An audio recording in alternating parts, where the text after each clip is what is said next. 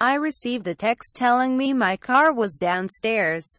Outside waiting for me there's a metallic gray Ford Crown Victoria, the workhorse American automobile often used as cops' cars or taxis. But this is no ride-sharing vehicle like a Lyft or an Uber, it's a mobile art space. Gallery 1993. Scattered throughout the car are objects created by artist Tita Sukognani for her current exhibition, Your Ground. In the footwell opposite me, a ceramic figure of a fork-tongued demon sat atop a custom floor mat adorned with flames, a whimsical, vehicular vision of hell. Art of Noise, How Galleries Became the Best Places to Rave. Read more as we take a meandering drive around the picturesque Los Angeles neighborhood of Angelino Heights. I discussed the gallery's concept with Seymour Politan, my driver and Gallery 1993's founder. Politan started the project 2 years ago in Boston in another Crown Vic, this one from 1993, also the year he was born, as way to explore ideas about the public's access to and experience of art. The line between private and public is getting so blurred, people showing their private collections to the public, and the car is part of the conversation, he says. I'm interested in opening up how people view exhibitions. A few times a week, Politan will drive to someone's house and pick them up for a roving viewing and conversation about the current show. I like the idea of someone being able to walk out of their house and into an exhibition space, he says. With no set route or time limit, he tailors each ride to the individual passenger. It's up to me to gauge the conversation well enough so people get the full experience, but not so they feel trapped, he notes. It becomes social practice. Facebook, Twitter, Pinterest. Marciano Art Foundation. Photograph, Marciano Art Foundation. Much has been written about the expanding LA art scene over the past few years, but for the most part, independent, predominantly artist-run spaces have been overlooked in favor of flashier mega galleries and private museums. The newest of these is the Marciano Art Foundation, which houses the collection of Maurice and Paul Marciano, founders of the Guess fashion brand.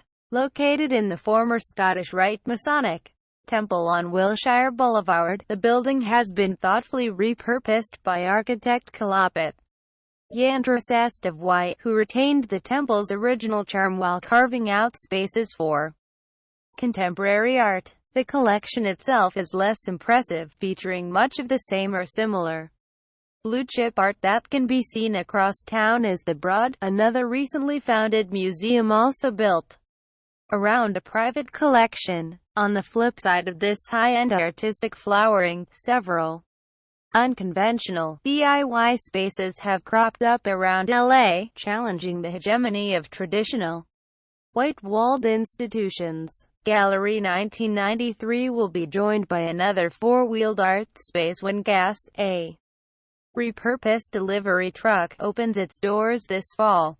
Gas was founded by curator Ceci Moss, who moved to LA recently after stints at Yerba Buena Center for the Arts in San Francisco, and the new museum in Rhizome in New York. I wanted freedom compared to more formal institutions, Moss says. Of her new project, hopefully the space will give a lot of room for experimentation in terms of the types of shows I can do, where I can do those shows, and the concepts that can be explored. The line between private and public is getting so blurred, and the car is part of the conversation. Seymour Politan Moss plans to partner with other organizations where she will park Gas for the duration of each exhibition, beginning with Night Gallery and a show titled Fuck the Patriarchy, opening the 9th of September. I wanted a show that would celebrate resistance while allowing space for our current despondence that people feel in relation to our political climate, she explains. In addition to mobility and autonomy, community has also been a driving motivation behind many of these spaces. That is certainly true for the Shed, an unassuming backyard structure situated on a residential street in Echo Park. The brainchild of Jack Cingolani, it began as a rehearsal room, art studio and gathering spot. Friends would come back here while I would paint, and it started to become a place where all these women met to make stuff together. Then everyone was coming back here, she recalls.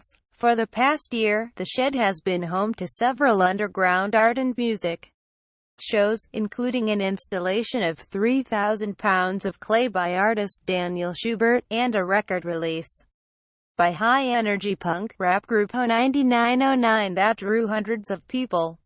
I just wanted a space where the artists could execute their vision and completely fuck up whatever they wanted to, and my only job is to help them with that, beams Cingolani. Facebook, Twitter, Pinterest, Gate, an alternative art space on a rooftop on an office building in downtown Los Angeles. Mickey Everett, Daniel Schubert. Drifting Water and Power photograph, courtesy of Gate. Elevator Mondays, a compact gallery set into a freight elevator, similarly has a sense of community at its core. The project evolved from a series of purely social Monday night barbecues that artist Don Edler organized at his studio, located in the former press building for the Los Angeles Times. He had considered staging exhibitions in the defunct elevator for some time, but it wasn't until a couple of his own exhibitions at other galleries fell through at the end of last year that he decided to get to work transforming the intimate space. Although it may resemble a traditional, albeit shrunken, gallery, Edler's goals couldn't be less commercial. I'm not handling sales. Whenever you get money involved, things get messy, he explained. But I do try to get curators and writers to come by, so hopefully the artists can increase their visibility. One of the primary functions of the space is to connect people moving from the bowels of a building to the exterior. Gate is an exhibition space set on a rooftop in downtown LA, founded a year ago by artists Megan Mueller and Sam Scharf.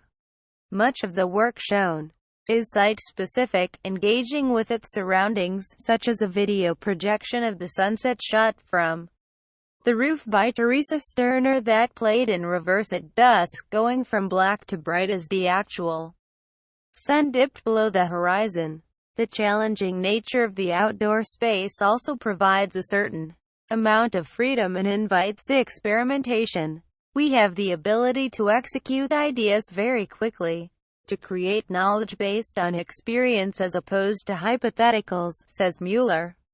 The LA art world is often described as being driven by artists as opposed to collectors, so it's no wonder that they're playing such a large role in reshaping the city's artistic landscape as it takes a giant leap forward. While the multi-million-dollar institutions may be dominating the headlines, scrappy, artist-run ventures will continue to expand the boundaries of how art is experienced.